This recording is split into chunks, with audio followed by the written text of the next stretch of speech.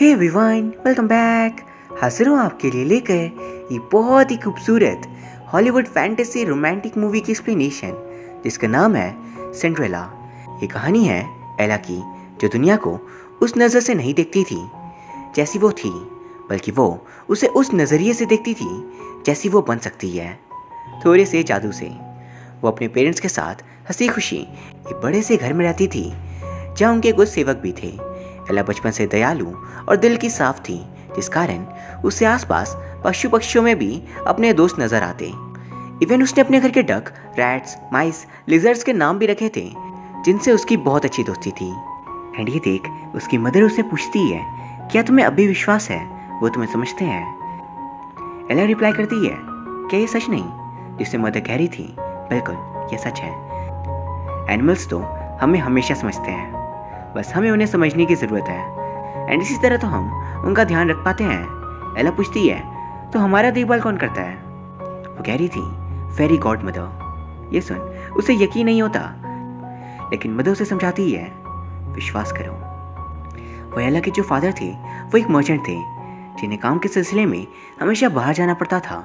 And जब तो वो यहाँ नहीं होते वो उन्हें बहुत मिस करती, लेकिन वो जानती थी कि उसके फादर ज़रूर वापस आएंगे। एंड जब भी वो कहीं दूर से वापस आते तो उसके लिए गिफ्ट्स लाते। लेकिन फिर एक दिन इनके हंसते खेलते परिवार में कुछ बहुत ही बुरा हुआ। एला की मदर की तबीयत इतनी खराब हो गई कि वो मरने के कगार पर थी। एंड पल भर में उनकी सारी खुशियाँ ख़त्म सी हो गई। पर जाने से पहले एला की मदर उसे कुछ बातें कह रही थी। आज मैं तुम्हें ज़िंदगी की सबसे बड़ी सीक्रेट बताऊंगी, जिसकी मदद से तुम बुरे से बुरे वक्त में भी खुश रह पाओगी। एंड ये है करेज एंड काइंडनेस। पता है इसमें इतनी शक्ति है जितनी तुम सोच भी नहीं सकती। इवन ये किसी जादू से कम नहीं। इसलिए प्लीज़ हमेशा करेजियस और काइंड रहना। एंड प्लीज़ मुझे माफ़ कर देना कि मैं इतनी जल्दी तुम्हें छोड़कर जा रही हूँ। एंड तभी उनकी मौत हो जाती है।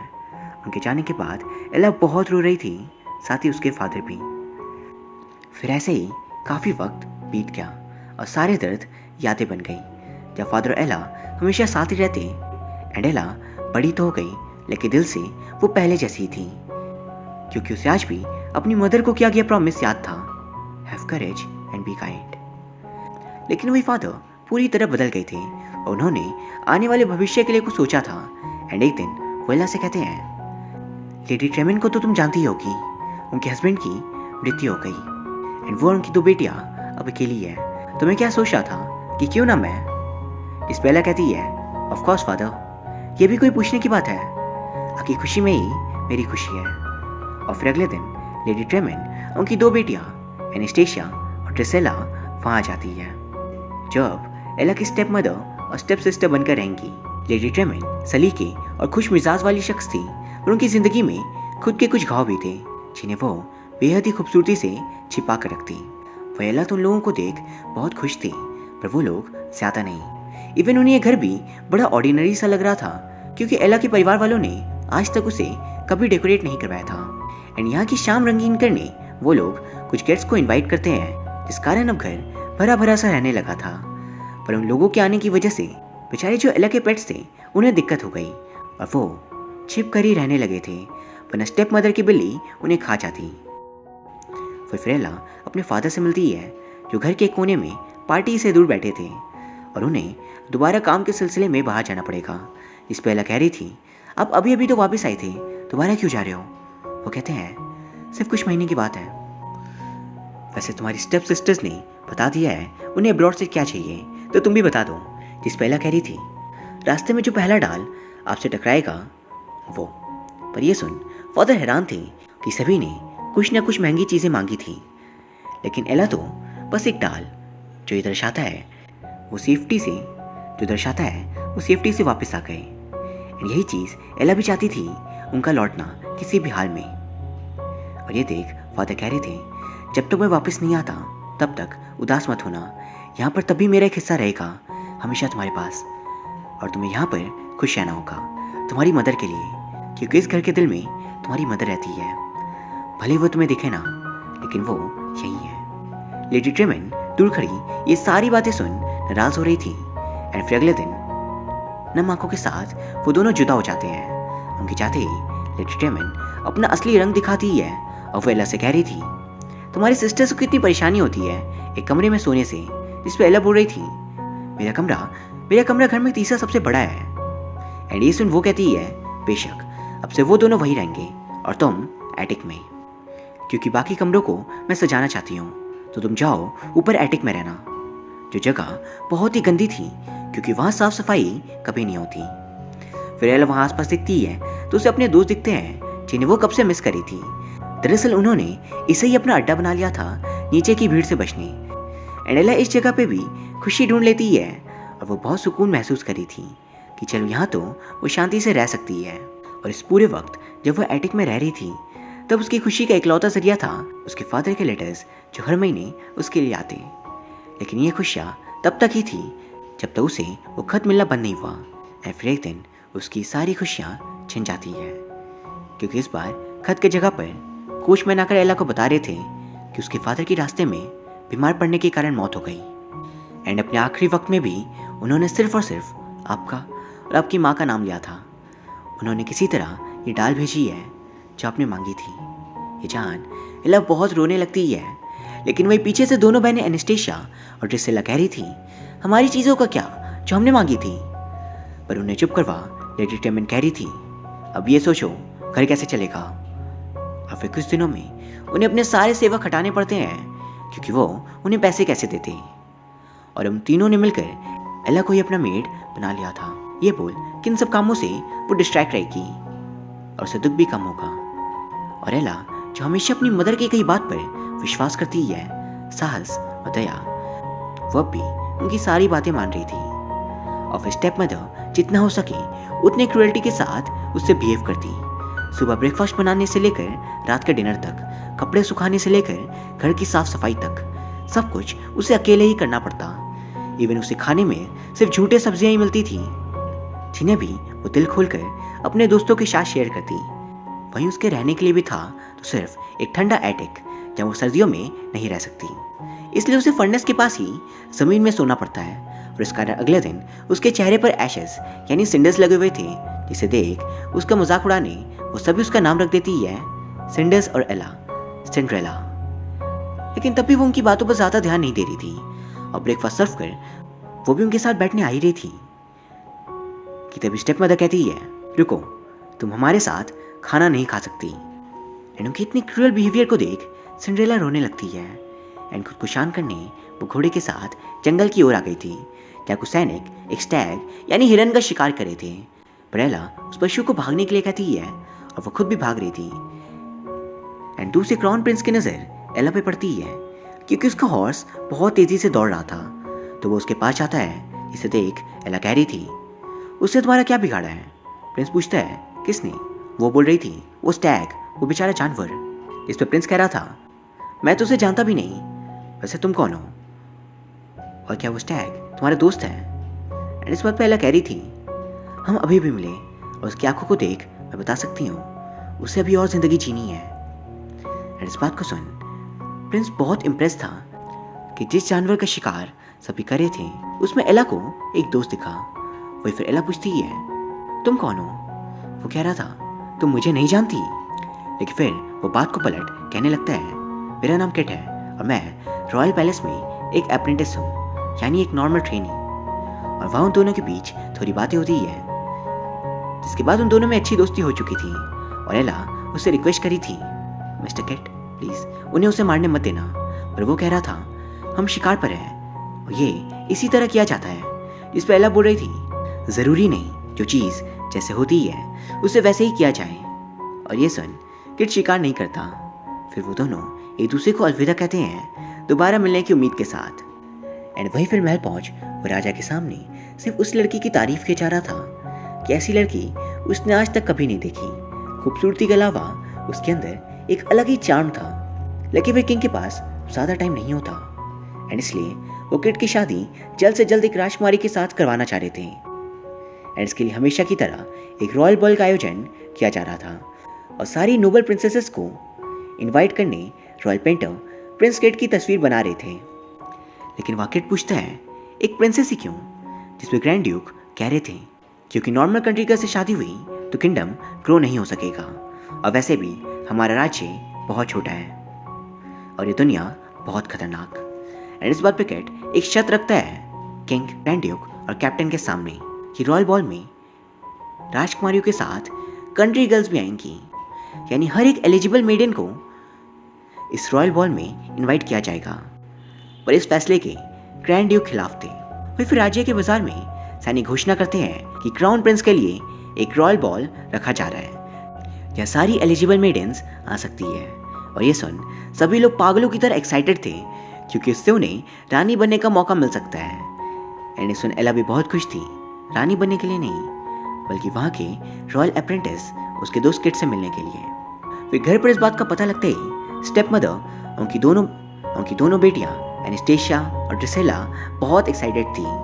एंड लेडी ट्रेमेन उन दोनों से कह रही थी, तुम में से एक को प्रिंसेस बनना ही होगा ताकि हम दोबारा अमीर हो सकें। एंड वेला को 3 गाउन्स रेडी करने के लिए कह रही थी रॉयल बॉल में जाने के लिए, जिसे सुन एला बहुत खुश थी कि शायद तीसरा गाउन उसके लिए होगा। लेकिन तभी स्टेप मदर उससे मना कर देती है कि वो तीसरा गाउन उनके लिए था। एंड फिर वो उसे गाउन्स लाने के लिए भेज देती है।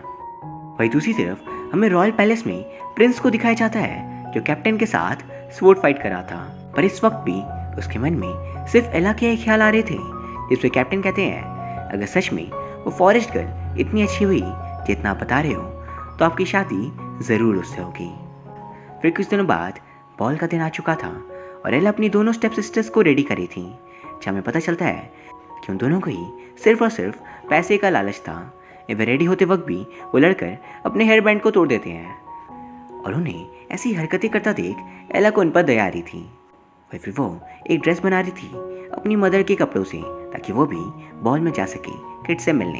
या फिर अब शाम को सभी अच्छे से तैयार होकर निकल ही रहे थे कि तभी एला को इतनी खूबसूरती से तैयार देख वो भी एक पुराने ड्रेस में वो उसे बुरी तरह से फाड़ देते हैं।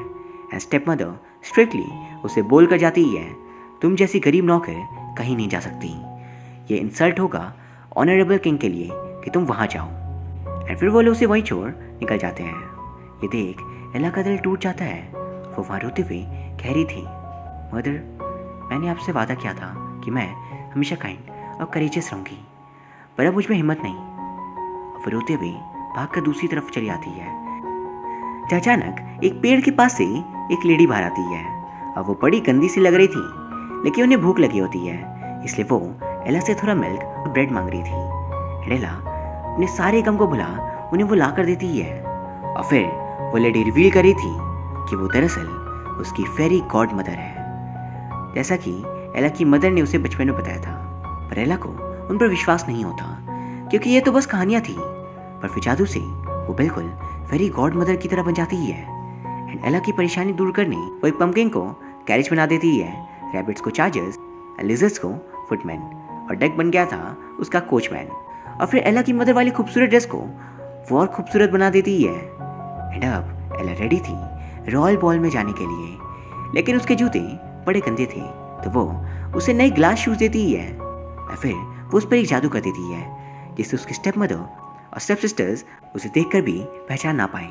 पर जाने से पहले वो उससे कह रही थी, तुम्हारे पास सिर्फ आधी रात तक का वक्त होगा, उसके बाद सब कुछ पहले के जैसा हो जाएगा।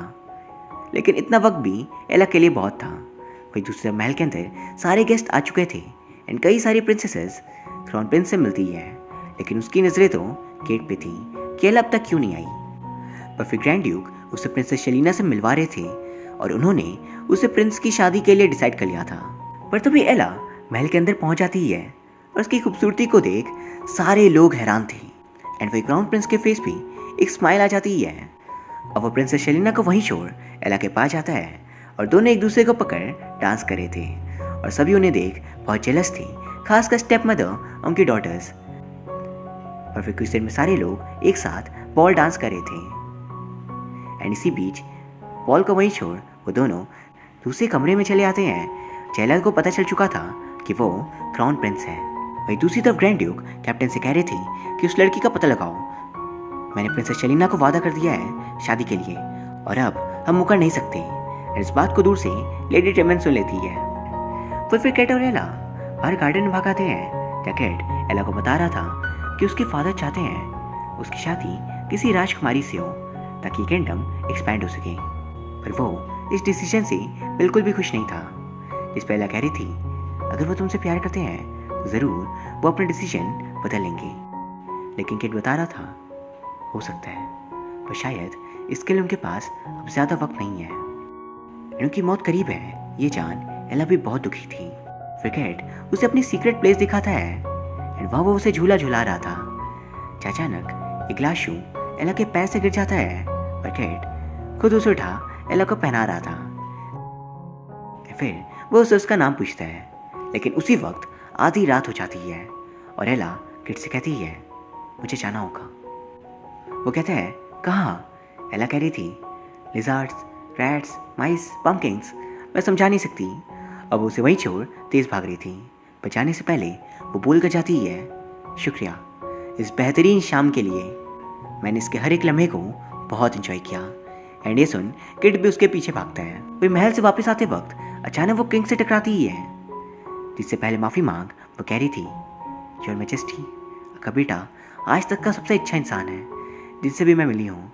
वो दिल का साफ है एंड बहादुर भी, एंड मुझे उम्मीद है आप जानते होंगे वो आपसे कितना प्यार करता है। एंड फिर वो तेज़ी से कैरेज की ओर आ रही थी, और इसी बीच उसके ग्लास शू सीढ़ियों पे ही छूट जाता है। लेकिन वही बाकी लोग उसके पीछे आ रहे थे तो उसे वहाँ से निकलना ही पड़ा था। एंड ग्रैंड ड्यूक प्रिंस को अंदर ही रोकते हैं और सेना के साथ वेला के पीछे जा रहे थे। एंड इस दौरान सारा जादू बिल्कुल पहले जैसा हो रहा था। एंड एला, कैरेज, रैट्स, माइस, लिजार्ड्स और डक सभी पहले जैसे हो गए थे और जंगल में छिप वो रॉयल गार्ड से बच जाते हैं। वो फिर घर वापस आते वक्त बारिश हो रही थी एंड एला थोड़ा भीग जाती है, पर वो आज बहुत खुश थी। और फिर घर पे जब एनास्टेशिया और ड्रेसेला उसे बॉल के बारे में बता रहे थे कि एक मिस्टीरियस प्रिंसेस ने आकर सब खराब कर दिया, तो उसे बहुत हंसी आती है क्योंकि वो उसी की बात कर रहे थे। एंड ये देख स्टेप मदर को शक होता है। वेला एटिक में पहुंच उस दूसरे ग्लास शू को रख देती है रैट्स के पास। और फिर वह किताब में आज जो कुछ हुआ सब कुछ लिखती है ताकि उसे आज की हुई सारी चीज़ें याद रहे। फिर अब सुबह हो जाती है और किंग आज मरने वाले थे, लेकिन मरने से पहले वो किड को बुला पूछते हैं क्या तुम राजकुमारी से शादी करते जिससे मैं भूल कर जाता?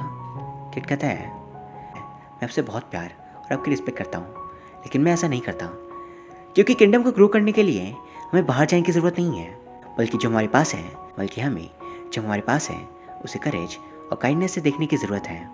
एंड ये सुन किंग कह रहे थे तो अब तुम वो बन ही गए जो तुम बनना चाहते थे, इसलिए साखड़ी घड़ी में मैं वो बन जाता हूँ जिसके तुम हकदार हो। और वो उसे परमिशन दे देते हैं उसी लड़की से शादी करने की।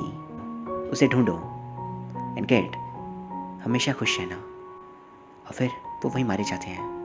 एंड गेट ये देख बहुत रो रहा था, पर फिर कुछ समय बाद जैसे ही दुख का वक्त बीतता है एंड इस बात की तुरंत घोषणा की जाती है जिसके पैर में वो फिट होगा वही वो होगी।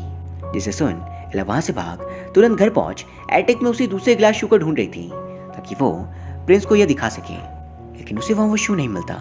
एंड तभी वो देखती है स्टेप मदर ने उस शू को ले लिया था और वो उसे कह रही थी अगर तुम मुझे शादी के बाद रॉयल हाउस होल्ड की हेड बना दो और अपनी दोनों बहनों को अच्छे हस्बैंड दिला दो तो मैं तुम्हें शादी करने दूंगी।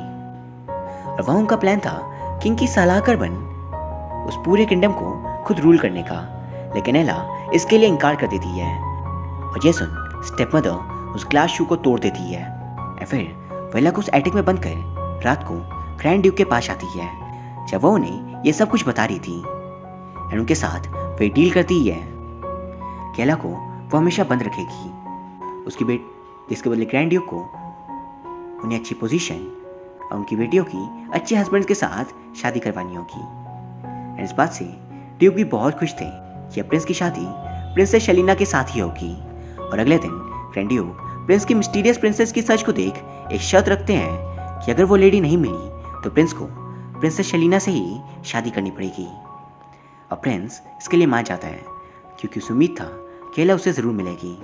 वही रॉयल गार्ड्स उस शू को पहना सभी को चेक कर रहे थे, लेकिन पूरे राज्य में एक भी ऐसी लेडी नहीं थी जिसके पैर में वो शू फिट आए। और अब एक ही घर बचा था एला का। एनास्टेशिया और ड्रेसेला भी उस शू को ज़बरदस्ती पहनने की कोशिश करती है, लेकिन इसका कोई फ़ायदा नहीं होता। एंड हार कर वो लोग लौट रहे थे कि तभी ऊपर एटिक में रैट्स किसी तरह विंडो को खोल देते हैं और एला अपनी मदर का सिखाया गाना गा रही थी और उसकी आवाज़ सुन कैप्टन कहते हैं ऊपर कौन है, लेकिन ड्यूक उसे वापस लेकर आ रहे थे वरना उनका राज सबके सामने आ जाता। पर तभी वो दोनों देखते हैं कि सिपाहियों में से एक खुद किंग थे छिपे हुए। वो कैप्टन से कहते हैं ऊपर जाकर इन्वेस्टिगेट करने, जहाँ उन लोगों को एला मिल चुकी थी। लेकिन ग्लास शू ट्राई करने से पहले एला कैट से पूछती है अगर मुझे फिट आया तो क्या तुम मुझे वैसे एक्सेप्ट करोगे जैसे असलियत में मैं हूँ। वो कहता है बिल्कुल, पर क्या तुम मुझे वैसे एक्सेप्ट करोगी जैसे मैं हूँ। फिर वो एला को वो शू पहनाता है और अब वो दोनों हमेशा के लिए साथ थे। वही लेडी ट्रेमेंड उनकी बेटियों को एला ने माफ़ कर दिया था, पर किंग उन्हें ग्रैंड ड्यूक के साथ इस राज्य के बाहर भेज देता है हमेशा के लिए। और अंत में हमें बताया जाता है कि भले किट ने किसी रॉयल प्रिंसेस के साथ शादी नहीं की, पर तभी उससे और एला को किंगडम के सबसे प्यारे रूलर्स माना जाने लगा।